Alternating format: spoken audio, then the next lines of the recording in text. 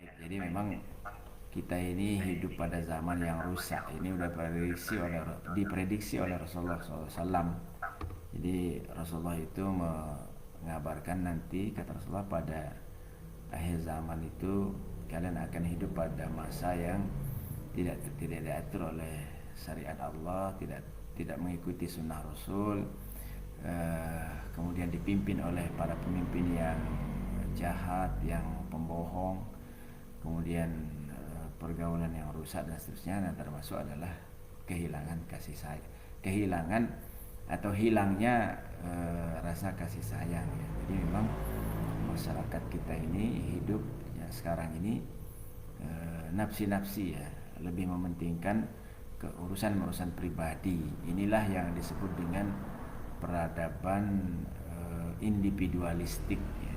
Peradaban individualistik itu adalah peradaban yang hanya mementingkan urusan pribadi. Jadi egosentris ya. Egonya itu sebagai pusatnya, sebagai pusat segalanya. Kepentingan saya.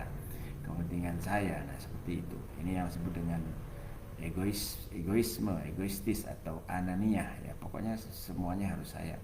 Nah, kehilangan ini tentunya pertama disebabkan oleh sistem kehidupan kita yang tidak islami ya.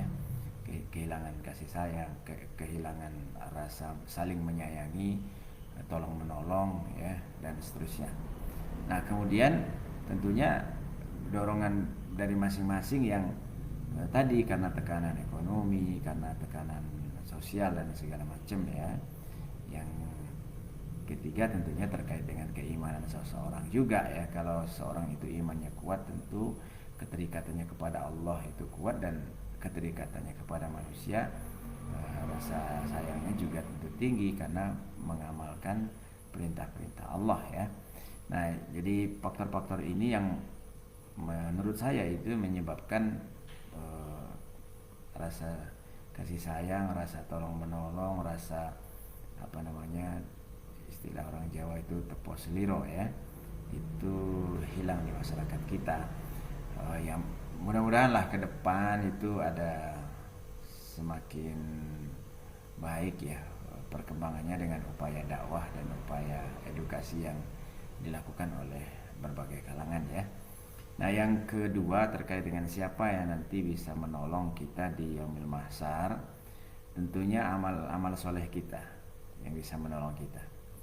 Yang kedua yang bisa menolong itu adalah Rasulullah SAW ya. Rasulullah itu akan memberikan syafaatnya. Oleh karenanya suatu saat beliau Shallallahu Alaihi Wasallam ditanya oleh sahabat, ya Rasulullah, engkau memiliki doa yang makbul, doakan saja agar segala permasalahan umatmu ini bisa diselesaikan dan diatasi.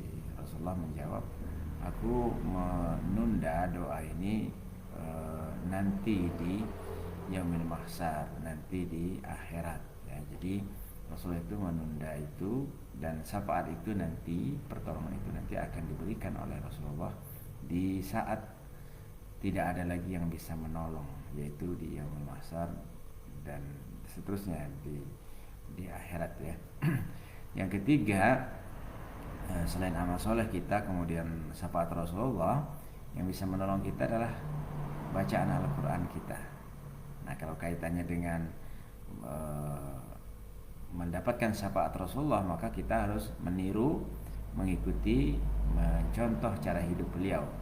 Maka pas sekali ini dalam suasana maulid ya, kita memperbanyak sholawat kepada Rasulullah, tapi juga tentu mempelajari cara hidup beliau, dan cara hidup beliau itu kita contoh, kita tiru ya. Nah, jadi yang bisa memberikan syafaat nanti amal soleh kita, kemudian Rasulullah. Nah kemudian yang ketiga adalah Al-Quranul Karim.